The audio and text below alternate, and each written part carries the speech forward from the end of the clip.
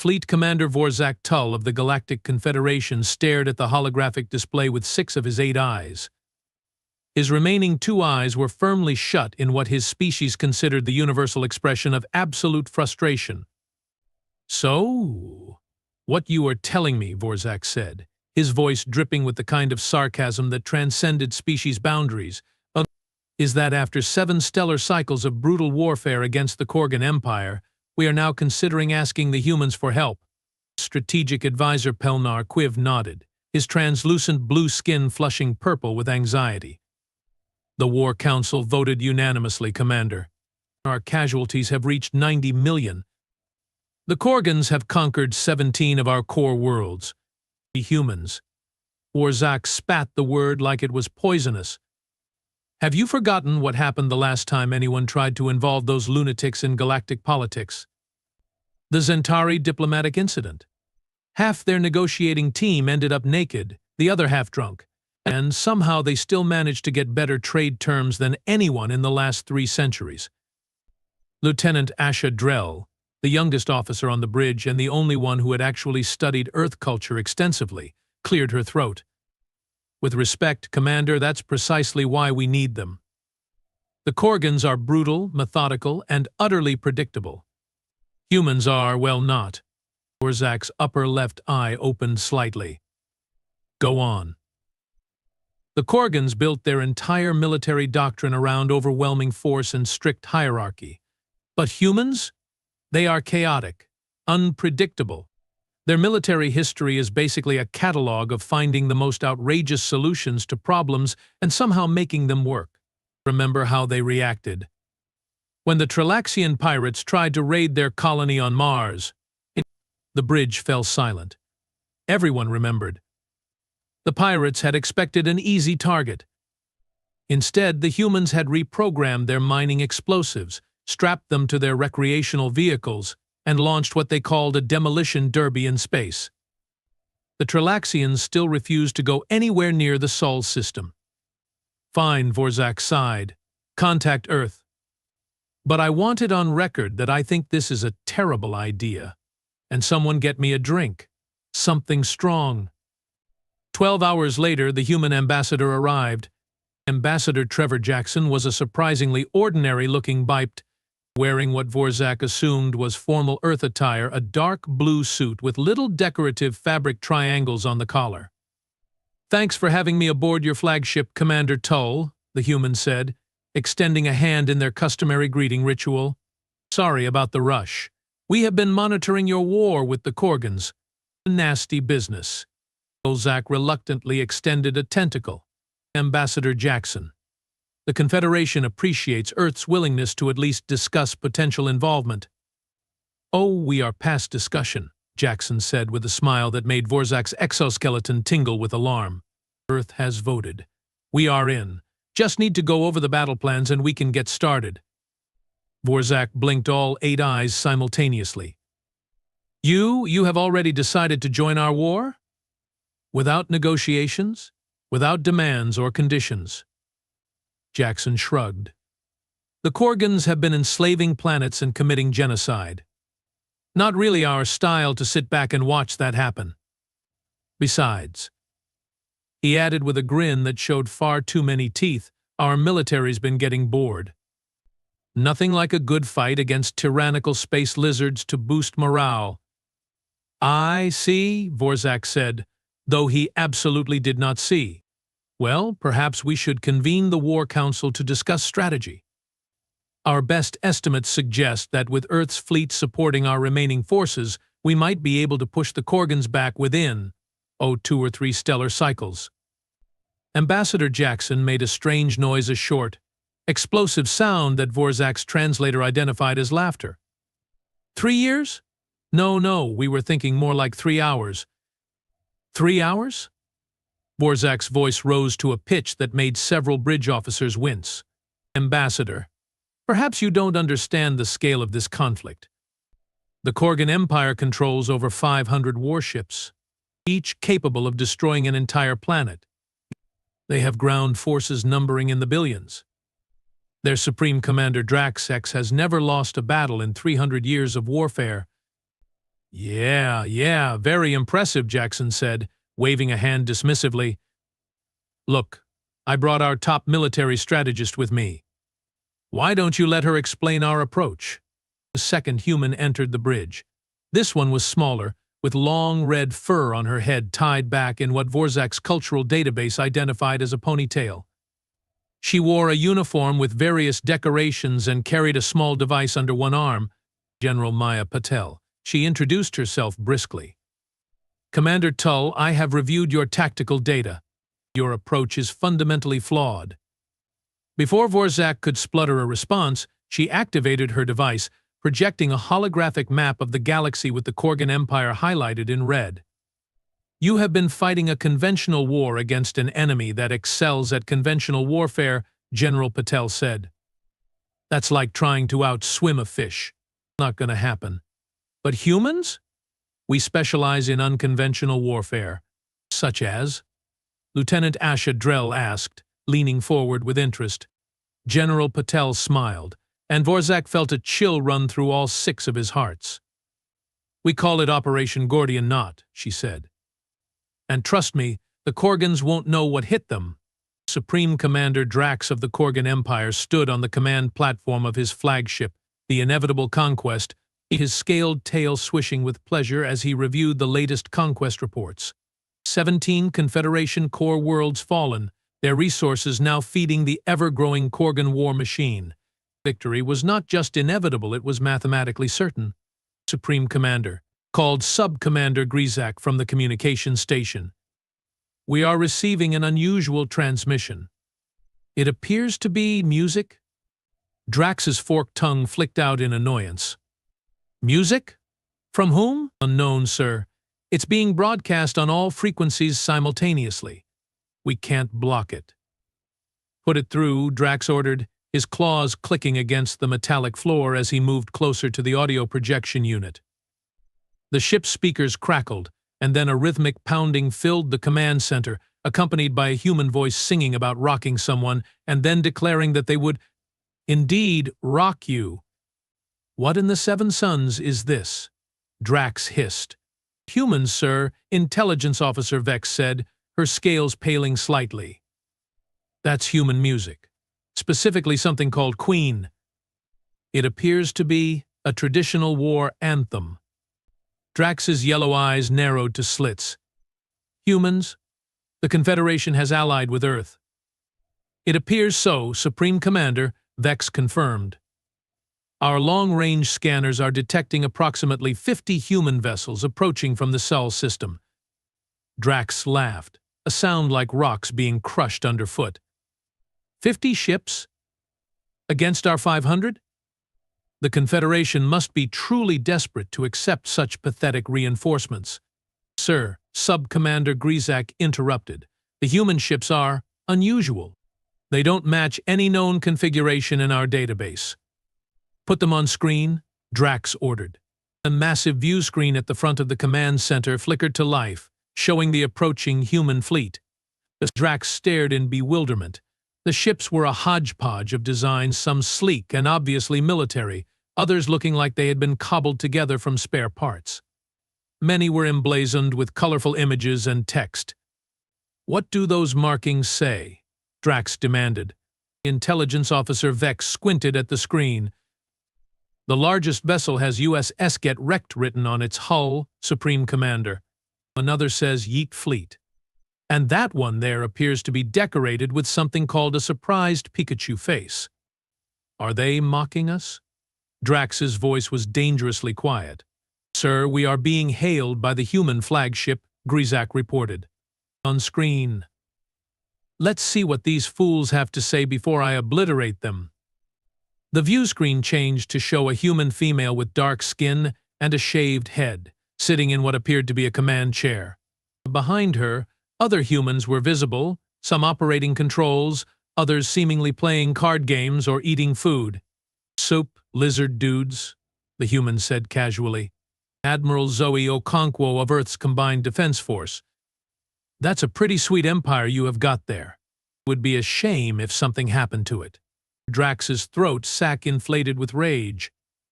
You dare address the Supreme Commander of the Korgan Empire in such a manner? Your pitiful fleet will be reduced to atoms in minutes. Admiral Okonkwo yawned theatrically. Yeah, reduced to atoms, crushed beneath your scaly heel. We have heard it all before. Look, here's the deal. You have got 1 hour to withdraw all your forces from Confederation space, release all prisoners and pay reparations. Otherwise, we are going to have to do this the hard way. 1 hour? Drax roared, slamming his fist on the command console hard enough to crack it. You are in no position to make demands. The Korgan Empire has conquered galaxies. Our military might is unmatched in the universe. Aha, Admiral Okonkwo said, popping something into her mouth and chewing. Oh, these are good, she commented to someone off-screen. Try the spicy ones. She turned back to Drax. Sorry, snack break. Where were we? Oh, right, you were monologuing about your big bad empire. Very impressive. Truly. Enough. Drax snarled. Prepare all weapons. Target the human flagship. Actually, Admiral Okonkwo said, suddenly serious, I wouldn't do that if I were you. See, while we have been having this lovely chat, we have been implementing what we call Phase 1. Phase 1? Drax repeated, a feeling of unease creeping up his spine. Yep, should be kicking in right about now. As if on cue, the lights on the command deck flickered. The view screen showing the human admiral split into thousands of identical screens, each showing her smiling face. Every console on the bridge began displaying the same image, a small cartoon human giving what the translator identified as an obscene hand gesture. What is happening? Drax demanded as his officers frantically worked their consoles. Sir, all systems are compromised. Grizak shouted. Something has infiltrated our network. Impossible. Our cybersecurity is impenetrable. Admiral Okonkwo's laugh came from every speaker on the ship simultaneously. Yeah, about that. Turns out your impenetrable security had more holes than Swiss cheese. Which, by the way, is delicious with crackers. You guys should try it sometime. Oh wait, you won't get the chance because we now control your entire fleet. You are bluffing, Drax hissed. Am I? Hey Benito, show them the thing, Okonkwo called to someone off-screen. A moment later, without any input from the Korgan crew, the inevitable conquest's massive engines fired, sending the flagship into a slow, perfectly executed spiral. Throughout the fleet, other Korgan vessels began to move in similarly unplanned patterns. What the Drax began.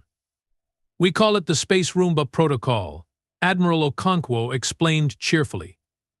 Your ships are now programmed to sweep the sector in nice, neat patterns.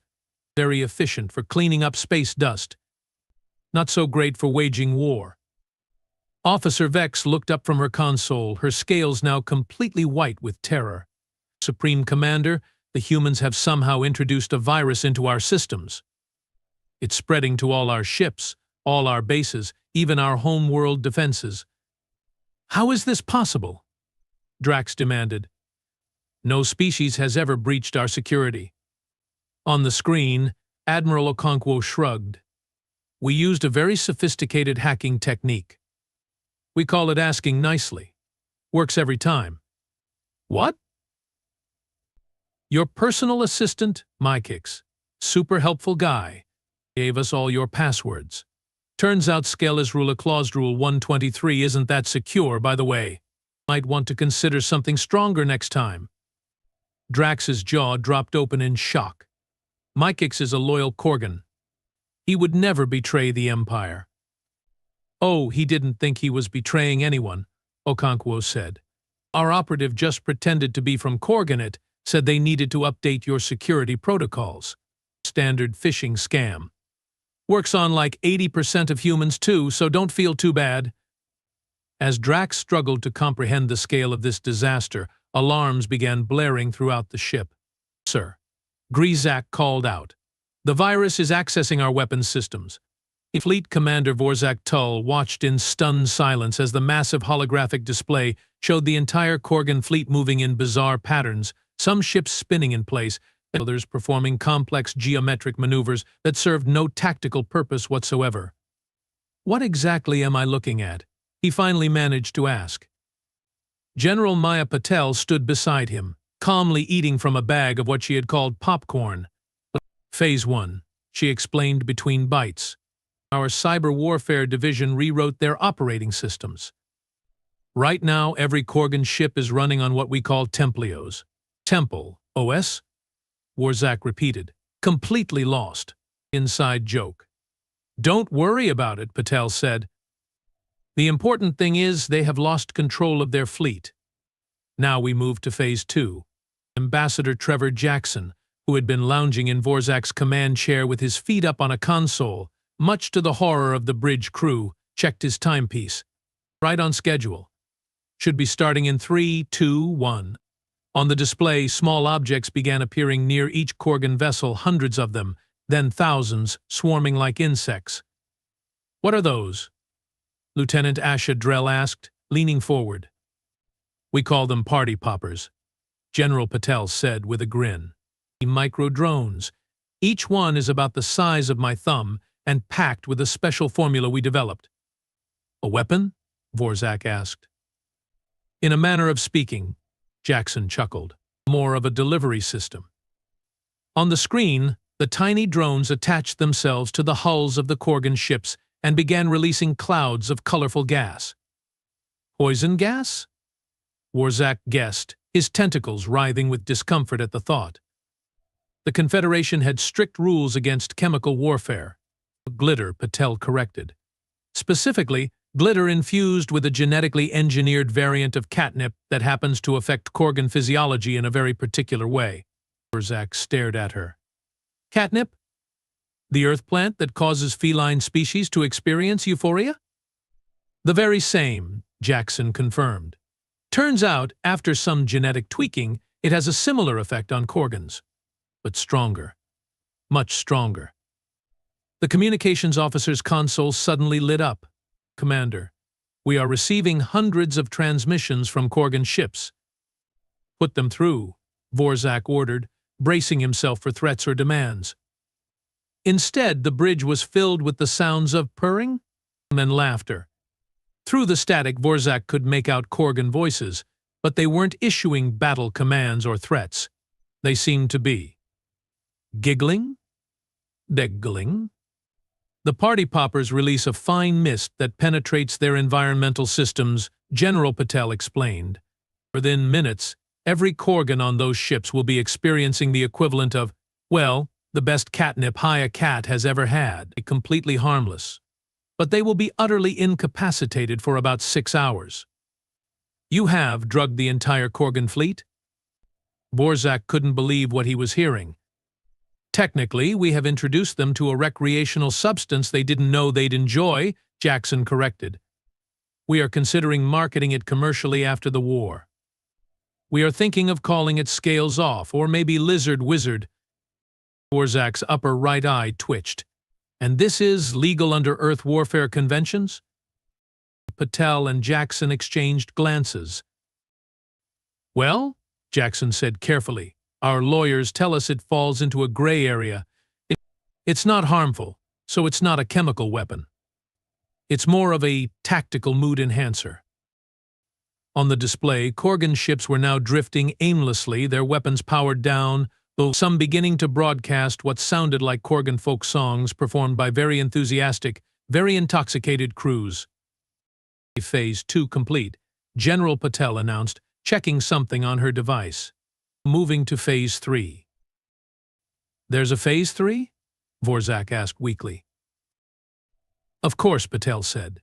"Phases 1 and 2 were just about neutralizing their military capability. Phase 3 is about ending the war." She tapped her communicator. "Admiral Okonkwo, you are up." On the main screen, the human admiral appeared, now wearing what looked like a party hat and holding a beverage. "Roger that, General. Operation Drop the Base commencing now." The display split to show multiple views as human ships positioned themselves strategically around the Korgan flagship. Small craft launched from their bays, heading directly for the inevitable conquest. Are those attack shuttles? Vorzak asked. DJ booths, Jackson corrected. We are throwing them a party they won't forget. Before Vorzak could process this statement, the small craft attached themselves to the hull of the Korgan flagship and began broadcasting.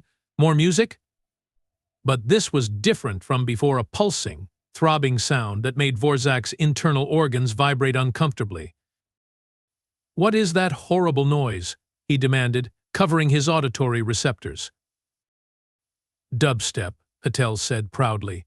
Specifically, a remix of Korgan Imperial anthems performed by DJ Galactic Throwdown. The bass frequencies are calibrated to resonate with Korgan's skull structure. Combined with the catnip variant, it creates an irresistible urge to dance.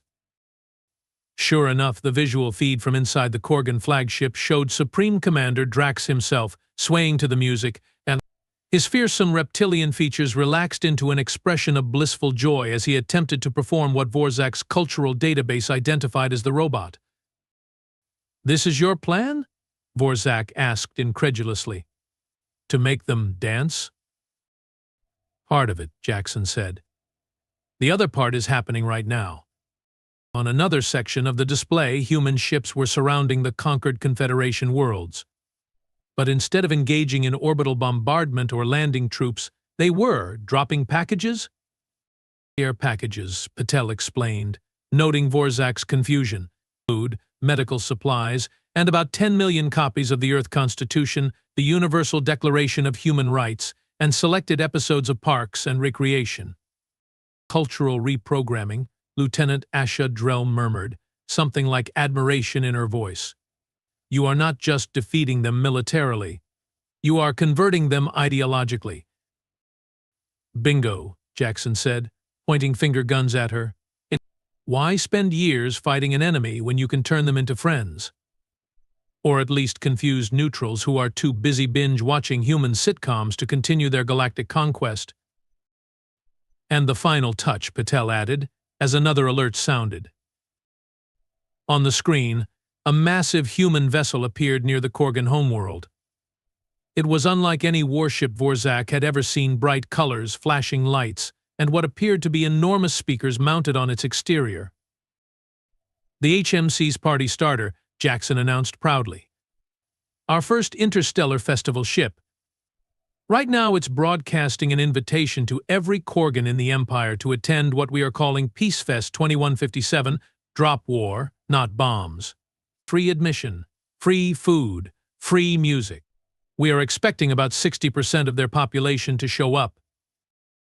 Vorzak sank into the nearest chair, all 8 of his eyes wide with disbelief. You are ending a 7-year galactic war with a party? Patel checked her device again. 2 hours and 17 minutes since we engaged. I think we are ahead of schedule. 3 hours after humans joined the war, East Supreme Commander Drax of the once fearsome Korgan Empire sat across from Fleet Commander Vorzak Tull in the Confederation flagship's conference room. Drax's normally impressive uniform was covered in glitter, and a small, serene smile played across his reptilian features. These nachos are amazing, Drax said, dipping another triangular chip into the cheese sauce that the humans had provided for the peace negotiations. How have we conquered half the galaxy without discovering these? Vorzak stared at his former enemy, still struggling to process the day's events. Supreme Commander Drax, perhaps we should focus on the terms of surrender. Surrender? Oh, right. Drax waved a clawed hand dismissively, sending glitter particles floating through the air. Whatever the humans want is fine by me. Have you tried this guacamole? It's life-changing. At the head of the conference table, Ambassador Trevor Jackson cleared his throat. Actually, we are not interested in your surrender, Supreme Commander. We are proposing a restructuring of the Korgan Empire into what we call a constitutional monarchy. You keep the fancy title and the nice palace, General Maya Patel added, but your people get voting rights, civil liberties, and Netflix. Netflix? Drax's yellow eyes lit up with interest. Streaming service, Jackson explained. Thousands of hours of human entertainment. We are particularly recommending the Great British Bake Off for the Korgan cultural sensibility. Very soothing. Drax nodded enthusiastically. I accept these terms. When can we get this Netflix? Borzak slammed a tentacle on the table.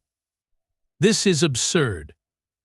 The Korgan Empire has devastated our worlds, killed millions of our people, and you are bribing them with snack foods and entertainment? Admiral Zoe Okonkwo, who had joined the negotiations via hologram, shrugged. It works on humans all the time. You'd be amazed what people will agree to after a good party and a Netflix subscription. We have averted 7 potential civil wars on Earth with well-timed taco trucks and streaming service discounts. But what about justice? Borzak sputtered. Reparations? Oh, we have got that covered, Patel assured him. Part of the agreement is that the Korgan Empire will dedicate 20% of its industrial capacity to rebuilding Confederation worlds, and they will be sending their top scientists to help develop medical treatments for the war wounded. Drax nodded again. Seems fair. We have also drafted plans to convert 70% of our warships into what the humans call cruise liners. For tourism. Admiral Okonkwo assures me it's very profitable. Borzak looked from the glitter-covered Korgan Supreme Commander to the relaxed humans and back again. So that's it? 7 years of brutal warfare, ended in 3 hours with dance music and snacks? Don't forget the catnip variant, Jackson added helpfully. That was key. Speaking of which, Drax said, his voice dropping to a conspiratorial whisper, is there any more of that available? For, ceremonial purposes, of course. We are setting up licensed distributors as we speak, Patel assured him.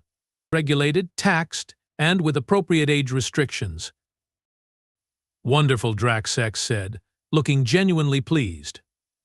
You know, Fleet Commander Tull, I feel terrible about all that conquering and planet-destroying now. Not sure what we were thinking. War is such a bummer compared to these music festivals the humans have introduced us to. Lieutenant Ashadrel leaned toward Borzak.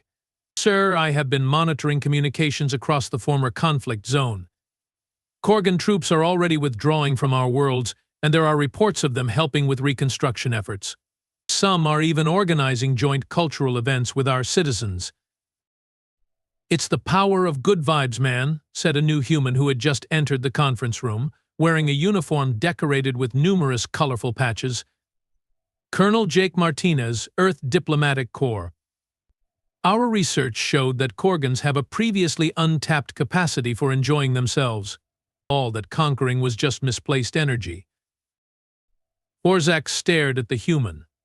You are telling me that the fearsome Korgan Empire, terror of the galaxy for centuries, just needed to have fun?